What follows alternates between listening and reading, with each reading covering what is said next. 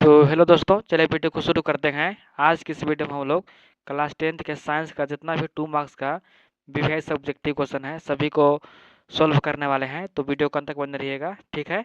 और ये आप लोगों का जो कल का पेपर है 9 फरवरी का साइंस का, उसके लिए काफ़ी वीवीआई क्वेश्चन है, ठीक है। तो वीडियो को अंत तक देखिएगा। चलिए शुरू करते हैं वीडियो को। यहाँ पर जो पहला क्वेश्चन है वो पूछा है कि ओम के नियम के आधार पर विभवांतर, ठीक है, विभवांतर यानी कि भी, तथा विद्युत धारा आई, जो विद्युत धारा आई है उसके बीच संबंध लिखिए और 1 एम्पियर को परिभाषित कीजिए, ठीक है। यहाँ पर विभवांतर और आई के संबंध पूछ रहा है। तो ओम के नियम के अनुसार जो विभवांतर है यानी कि भी, वो धारा आई के समानुपाती होता है। क्या होता है? विभवांतर जो है वो आई के समानुपाती होता है, अर्थात यहाँ पर क्या हो जाएगा, भी बराबर आई आर। यहाँ पर जो आर है वो कांस्टेंट है, ठीक है।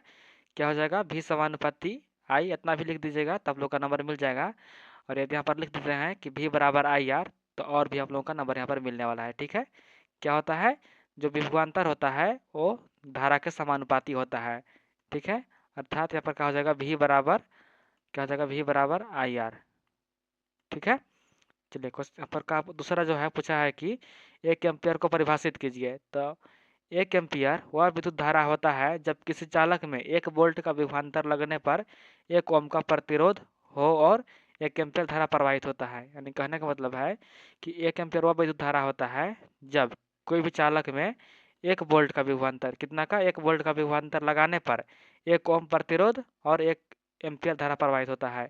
यानी कि 1 वोल्ट विभवांतर प्रभावित करने पर, 1 वोल्ट विभवांतर देने पर 1 ओम प्रतिरोध और 1 एम्पियर धारा प्रवाहित होता है, उसे कहते हैं 1 एम्पियर, ठीक है। चलिए चलते हैं क्वेश्चन नंबर 2। यहाँ पर है कि किसी चालक की लंबाई में परिवर्तन का उसके प्रतिरोध और प्रतिरोधकता पर क्या प्रभाव पड़ता है, ठीक है। कह रहा है कि चालक में लंबाई में परिवर्तन के प्रतिरोध और प्रतिरोधकता पर क्या प्रभाव पड़ता है। तो उसका जो आंसर है कि चालक की लंबाई बढ़ाने पर उसका प्रतिरोध बढ़ जाता है। क्या होता है, जो उसका प्रतिरोध है वो बढ़ जाता है लंबाई बढ़ाने पर, और लंबाई घटाने पर प्रतिरोध घट जाता है। यानी कि लंबाई बढ़ाने पर प्रतिरोध बढ़ जाता है और लंबाई घटाने पर प्रतिरोध घट जाता है। लेकिन प्रतिरोधकता लंबाई का कोई प्रभाव नहीं पड़ता है। यानी कि जो प्रतिरोधकता है उसमें लंबाई बढ़ाइए या घटाइए उसमें कोई प्रभाव नहीं पड़ता है। यह केवल पदार्थ और तापमान पर निर्भर करता है। यानी कि जो प्रतिरोधकता है वो तापमान और पदार्थ पर निर्भर करता है। इसमें लंबाई बढ़ाने घटाने से कोई प्रभाव नहीं पड़ता है। लेकिन जो प्रतिरोध है वो चालक की लंबाई बढ़ने पर बढ़ जाता है और लंबाई घटाने पर घट जाता है, ठीक है। चलिए आगे चलते हैं। क्वेश्चन नंबर 3 है कि अम्लगमा किसे कहते हैं। तो पारे यानी कि जो मरकरी है, मरकरी के साथ किसी धातु के मिश्रण को अम्लगना कहते हैं। यानी कि जो पारा है, पारा के साथ है कोई भी धातु के मिलाने से क्या बन जाता है, अम्लगना बनता है, उसी को बनते हैं अम्लगमा, ठीक है। अच्छे से याद कर लीजिएगा कि पारे के साथ है, यानी कि पारा के साथ कोई भी धातु मिलाने के से अम्लगना का निर्माण होता है, ठीक है। उदाहरण यहाँ देख लीजिए, पारा और चांदी, पारा और चांदी को मिलाएंगे उसको बोलते हैं अम्लगमा, ठीक है। चलिए आगे चलते हैं। क्वेश्चन नंबर 4 है कि एथीन का आणविक सूत्र होता है C2H4, इसमें कौन सा संयोजी आबंध होता है। तो आप लोग जानते होंगे इसका एथीन का बनाने, तो यहाँ पर C डबल बॉन्ड, यहाँ पर कितना एच है, 4 एच है। तो एक यहाँ पर एच लग जाएगा और एक एच यहाँ पर लग जाएगा, ठीक है। इसमें एक एच यहाँ पर लग जाएगा और एक एच यहाँ पर लग जाएगा। तो आप लोग यहाँ पर देख लीजिए, जो एथीन है यानी कि सी के बीच यहाँ पर डबल बॉन्ड बन रहा है, ठीक है। कितना बॉन्ड बन रहा है, डबल बॉन्ड बन रहा है। तो यहाँ पर देख लीजिए पूछा है कितना आबंध बंद होते हैं, तो यहाँ पर लिख दीजिएगा डबल बॉन्ड बनता है। एथीन यानी कि C2H4 में कार्बन कार्बन के बीच, ये जो कार्बन है और इस कार्बन के बीच द्विबंध यानी कि डबल बॉन्ड बनता है, ठीक है। कितना बॉन्ड बनता है, 2 बॉन्ड बनता है। तथा कार्बन हाइड्रोजन के बीच एकल संयोजी आबंध होते हैं। यानी कि जो कार्बन है और हाइड्रोजन है इसके बीच एक ठो आबंध होता है। यहाँ पर भी एक आबंध है, यहाँ पर भी कार्बन और हाइड्रोजन के बीच एक बॉन्ड है और यहाँ पर भी एक बॉन्ड है, लेकिन सी और सी के बीच डबल बॉन्ड होता है, ठीक है। समझ गए अच्छे से। चलिए आगे चलते हैं। क्वेश्चन नंबर 5 है कि जीवों में पाई जाने वाली विभिन्नता का क्या लाभ है। तो इसका जो आंसर है कि जीवों में पाई जाने वाले विभिन्नता से उन्हें पर्यावरण के अनुसार ढलने में सहायता मिलती है। इससे प्रजातियों के अस्तित्व और विकास की संभावना बढ़ जाती है। यानी कि जीवों में विभिन्नता पाने के कारण उनको पर्यावरण के अनुसार ढलने का अवसर मिलता है, सहायता मिलता है। ठीक है, चलिए आगे चलते हैं। क्वेश्चन नंबर 6 है कि समवृत्त अंग किसे कहते हैं? समवृत्त या समजात पूछेगा, दोनों एक ही होता है, समवृत्त या समजात। तो यहाँ पर देखिए, जो समवृत्त होता है या समजात, वे अंग जिनका कार्य समान होता है लेकिन उनकी संरचना अलग होती है। कहने का मतलब है यहाँ पर उनका कार्य समान रहता है, जैसे कि एक पक्षी का पंख हो गया और एक चमगादड़ का पंख होता है। दोनों का कार्य होता है उड़ने के लिए, दोनों का प्रयोग करते हैं, उड़ने के लिए प्रयोग करते हैं, लेकिन जो उनका संरचना होता है और उत्पत्ति दोनों अलग अलग होता है। ठीक है, यानी कि जो उनका बनावट अलग होता है लेकिन उनका कार्य दोनों के लिए उड़ने के लिए प्रयोग करते हैं, इसी को बोलते हैं समवृत्त या समजात अंग। ठीक है, और पूछेगा कि असमजात अंग किसे कहते हैं? तो यहाँ पर उल्टा हो जाएगा कि जिसका कार्य समान नहीं होगा लेकिन उत्पत्ति समान होगा। कहने का मतलब है कि वे अंग जिनका कार्य समान नहीं होता है लेकिन उनकी संरचना और उत्पत्ति दोनों अलग समान होती है।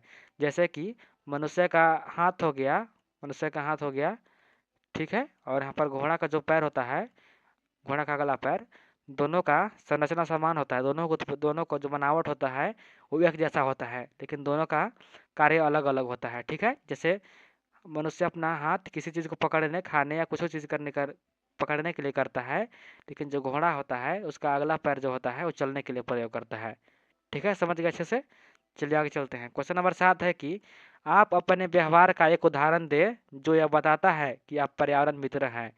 ठीक है, यानी कि आप अपने कोई भी एक व्यवहार करते हैं जो पर्यावरण मित्र हो, उसका उदाहरण पूछ रहा है। ठीक है, तो आंसर है यहाँ पर कोई भी लिख दीजिएगा आप लोग, यहाँ पर कोई ज़रूरी नहीं है किसी को लिखिए।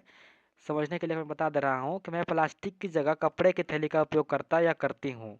ठीक है, यानी कहने का मतलब है कि प्लास्टिक थैला उपयोग नहीं करना है, इसकी जगह में कपड़े का थैला उपयोग करना है। इसी को पर्यावरण मित्र कहते हैं, यानी कि ऐसा काम करिए जिससे पर्यावरण को प्रदूषित नहीं होना पड़े। ठीक है, कचरे को गीले व सूखे कचरे कचरे में अलग अलग रखना करके फेंकता या फेंकती हूँ, यानी कि जो कचरा होता है गीला को गीला डब्बा में डालते हैं और जो सूखा होता है उसको अलग डब्बे में डालते हैं। ठीक है, यही पर्यावरण मित्र का एक उदाहरण है। ठीक है, चलिए आगे चलते हैं। क्वेश्चन नंबर 8 है कि एक कूलम्ब आवेश की रचना करने वाले इलेक्ट्रॉन की संख्या पर क्लिक कीजिए। एक इलेक्ट्रॉन का आवेश, यहाँ पर उत्तर है कि एक इलेक्ट्रॉन का आवेश कूलम्ब होता है, यानी कि एक इलेक्ट्रॉन का आवेश जो होता है वो एक कूलम्ब होता है। ठीक है, कितना होता है? एक कूलम्ब होता है। यहाँ पर पूछा है कि एक कूलम्ब आवेश की रचना करने वाले इलेक्ट्रॉन की संख्या, यानी कि यहाँ पर क्या पूछा है? एन पूछा है कि एन क्या होता है। ठीक है, तो आप लोग जानते होंगे कि जो एक इलेक्ट्रॉन होता है तो एक इलेक्ट्रॉन में जो होता है कितना होता है? 1.6 इंटू 10 द पावर कितना होता है? -19। कितना होता है electron? 1.6 into 10 the power -19 coulomb होता है। ठीक है, यहाँ पर कितना कूलम्ब कितना दिया हुआ है? कूलम्ब दिया हुआ है हमारा, जो कूलम्ब है वो दिया हुआ है, सॉरी यहाँ पर सी हो जाएगा, एक दिया हुआ है। ठीक है, चलिए सोल्व करते हैं। एक फार्मूला होता है इसका कि एन बराबर क्या होता है? एन बराबर क्यू बटा में ई हो जाता है। एक फार्मूला होता है, जो इलेक्ट्रॉन की संख्या ज्ञात करने के लिए फार्मूला पूछेगा तो इसी फार्मूला से निकाल लीजिएगा। ठीक है, आवेश हमारा कितना दिया है? तो एक कूलम्ब हमारा आवेश दिया हुआ है, कितना दिया है? एक दिया है। अब इलेक्ट्रॉन का मान कितना होता है? 1.6 इंटू 10 द पावर -19 हो जाएगा। ठीक है, इसको सोल्व कीजिएगा आप लोग तो कितना आ जाएगा? सोल्व कीजिएगा तो 6.25 आ जाएगा। कितना आ जाएगा? 6.25 into 10 the power minus, sorry 6.25 into 10 the power 18। ठीक है, इसको आप लोग सॉल्व कर लीजिएगा, इतना आ जाएगा। यहाँ पर जगह नहीं हो रहा है, मेरा माउस है इस चलते मैं सॉल्व नहीं कर रहा हूँ, आप लोग उसको सॉल्व कर लीजिएगा। ठीक है, चलिए आगे चलते हैं। क्वेश्चन नंबर यहाँ पर 19 है कि गाड़ियों में उत्तल दर्पण को पश्च दृश्य दर्पण के रूप में वरीयता क्यों दी जाती है? कह रहा है कि जो गाड़ी का उत्तल दर्पण होता है उसको पश्च दृश्य देखने के लिए, यानी कि पाछे का दृश्य देखने के लिए प्रयोग क्यों किया जाता है? तो इसका जो आंसर है कि उत्तल दर्पण विस्तृत क्षेत्र का दृश्य दिखाता है, यानी कि जो उत्तल दर्पण होता है वो बड़े भाग दिखाता है, जो पीछे का क्षेत्र होता है उसको बड़ा दिखाता है। जिससे पीछे अधिक वस्तुएं दिखाई देती है, बड़ा दिखाता है, जिसके कारण जो पीछे का वस्तु होता है वो सभी दिखाई यानी कि अत्यधिक अधिक दिखाई देता है। इसमें बनी प्रतिमा सीधी और छोटी होती है। जो उत्तल दर्पण होता है, इसमें जो प्रतिमा बनता है, जो फिगर बनता है, वो छोटा और सीधा होता है। इसलिए वाहन चलाते समय पीछे की स्थिति साफ दिखाई देती है। यानी कि कहने का मतलब है कि हम लोग उत्तल दर्पण का प्रयोग इसलिए करते हैं क्योंकि जो पाछे का वस्तु है साफ दिखाई देता है और सीधा दिखाई देता है, और जो वस्तु होती है वो छोटी दिखाई देती है। ठीक है। और जो पीछे का दृश्य होता है वो साफ साफ दिखाई देता है। इसी कारण हम लोग उत्तल दर्पण का प्रयोग करते हैं पाछे का दृश्य देखने के लिए। ठीक है, अच्छे से आप लोग लिख दीजिएगा वहाँ पर। अगला क्वेश्चन है कि विस्थापन अभिक्रिया किसे कहते हैं, इसका एक उदाहरण दें। ठीक है, तो जिस अभिक्रिया में अधिक क्रियाशील तत्व किसी कम क्रियाशील तत्व को उसके यौगिक से बाहर निकाल देता है उसे विस्थापन अभिक्रिया कहते हैं। यानी कि कहने का मतलब है कि जो अधिक क्रियाशील धातु है वह कम क्रियाशील धातु को या तत्व को उसके यौगिक से बाहर निकाल देता है, उसी को हम लोग कहते हैं विस्थापन अभिक्रिया। पर उदाहरण दिया हुआ है, यहाँ पर थोड़ा मिस्टेक से टाइप हो गया है। ठीक है, इसको हम यहाँ पर लिख दे रहे हैं अलग पर, इसको पर ध्यान मत दीजिए। जैसे इसका यहाँ पर उदाहरण यहाँ पर है, देख लीजिए क्या है कि Zn प्लस CuSO4 CuSO4 अभिक्रिया करके बनाता है ZnSO4 ZnSO4 प्लस Cu। ठीक है, ये जो है विस्थापन अभिक्रिया का यहाँ पर उदाहरण है, इसको याद कर लीजिएगा। Zn प्लस CuSO4 प्लस अभिक्रिया करके क्या बनाता है ZnSO4 प्लस Cu।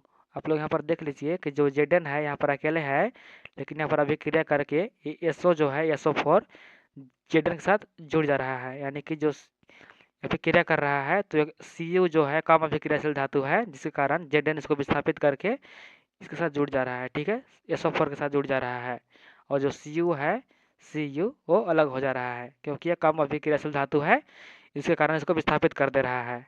ठीक है, समझ गए। इसको अच्छे से याद कर लीजिएगा, उदाहरण को आता है क्वेश्चन में। यहाँ पर अगला क्वेश्चन है कि अशुद्ध जल विद्युत का चालक क्यों नहीं होता है जबकि वर्षा जल चालक होता है। ठीक है, तो अशुद्ध जल में घुले हुए लवण या आयन नहीं होते हैं। यानी कि जो अशुद्ध जल होता है उसमें लवण या आयन नहीं होता है, जो प्लस माइनस नहीं देता है उसको आयन कहते हैं। यानी कि जो अशुद्ध जल होता है वो उसको तोड़ने पर प्लस माइनस नहीं देता है, इसलिए यह विद्युत का चालक नहीं होता है। यानी कि प्लस माइनस आयन नहीं देता है, इसी कारण से इसमें विद्युत प्रवाह नहीं होता है। ठीक है, जबकि जो वर्षा जल होता है वायुमंडलीय में गैसों और घुले लवण होते हैं, इसलिए वह विद्युत का चालक होता है। यानी कि जो वर्षा जल होता है उसमें वायुमंडलीय जो गैस होता है वो घुले रहते हैं और लवण होता है, और यह जल प्लस माइनस में टूटता है, इसी कारण से इसमें विद्युत का चालक होता है। ठीक है, और जो अशुद्ध जल होता है उसमें लवण नहीं होता है और यह प्लस माइनस में नहीं टूटता है, इसी कारण से इसमें विद्युत प्रवाह नहीं होता है। ठीक है, चलिए आगे चलते हैं। क्वेश्चन नंबर 12 है कि हमारे आमाशय में अम्ल की भूमिका क्या है। तो आमाशय में पाया जाने वाला हाइड्रोक्लोरिक अम्ल यानी कि HCl भोजन के पाचन में सहायता करता है। यह हानिकारक जीवाणुओं को नष्ट करता है और पाचन एंजाइम को सक्रिय बनाता है। यानी कि जो HCl अम्ल है, हाइड्रोक्लोरिक अम्ल, यह जो भोजन होता है उसको पचाने में सहायता करता है और जो हानिकारक जीवाणु है उसको नष्ट करता है। ठीक है, जो हमारे आमाशय में अम्ल जो पाया जाता है जिसका नाम है हाइड्रोक्लोरिक अम्ल HCl, वो पाचन में सहायता करता है और जो हानिकारक जीवाणु होता है उसको नष्ट करता है। ठीक है, चलिए आगे चलते हैं। क्वेश्चन नंबर 13 है कि ऑक्सीकरण क्रिया एवं अपचयन क्रिया में क्या अंतर है। यानी कि ऑक्सीकरण और अपचयन अभिक्रिया में पूछ रहा है क्या अंतर है। तो ऑक्सीकरण क्रिया में किसी पदार्थ में ऑक्सीजन का योग या हाइड्रोजन का निष्कासन होता है। यानी कि जो ऑक्सीकरण होता है उसमें ऑक्सीजन जुड़ता है और जो हाइड्रोजन होता है हाइड्रोजन निकलता है। ठीक है, ऑक्सीकरण में। लेकिन जो अपचयन अभिक्रिया होता है उसमें ऑक्सीजन का निष्कासन होता है। यानी कि इसमें ऑक्सीजन क्या होता है निकलता है और हाइड्रोजन जुड़ता है, इसी को बोलते हैं अपचयन। समझ गए, अच्छे से एक बार फिर समझा दे रहा हूँ कि जो ऑक्सीकरण होता है ऑक्सीकरण में ऑक्सीजन जुड़ता है और हाइड्रोजन निकलता है, लेकिन जो अपचयन होता है उसमें यहाँ पर ऑक्सीजन निकलता है और हाइड्रोजन जुड़ता है। ठीक है, कन्फ्यूज मत हो नहीं होना है यहाँ पर, अच्छे से याद कर लीजिएगा। चलिए आगे चलते हैं। क्वेश्चन नंबर 14 है कि परितंत्र क्या है, इसके प्रमुख घटकों के नाम तथा उदाहरण बताइए। ठीक है,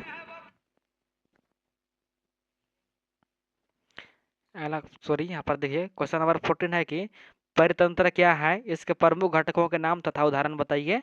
तो परितंत्र वह व्यवस्था है जिसमें जीव और उनका आसपास का वातावरण मिलकर रहते हैं और एक दूसरे पर निर्भर रहते हैं। यानी कि परितंत्र वह व्यवस्था है जिसमें क्या होता है, जीव और उनका आसपास के जो वातावरण है और साथ में मिलकर रहते हैं और एक दूसरे पर निर्भर रहते हैं। ठीक है, इसके प्रमुख घटक है जैव घटक, यानी कि पौधा हो गया, जानवर हो गया, जीव हो गया।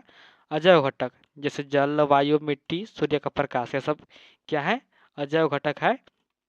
और पौधा, जानवर, जीव जो है वो जैव घटक है। ठीक है, इसका उदाहरण है तालाब का परितंत्र। ठीक है, तो दोस्तों ये रहे आप लोगों का 2 मार्क्स का VVI सब्जेक्टिव क्वेश्चन। ठीक है, इसको अच्छे से याद कर लीजिएगा, यहाँ से आप लोगों का 2 से 3 क्वेश्चन मिलने वाला है। ठीक है, और जल्द ही मैं इसका जो 3 मार्क्स का और 5 मार्क्स का है उसका भी वीडियो अपलोड कर दूंगा सुबह तक। ठीक है, तो वीडियो को देख कर जाना है। ठीक है, फिर मिलते हैं एक नई वीडियो के साथ, तब तक के लिए धन्यवाद।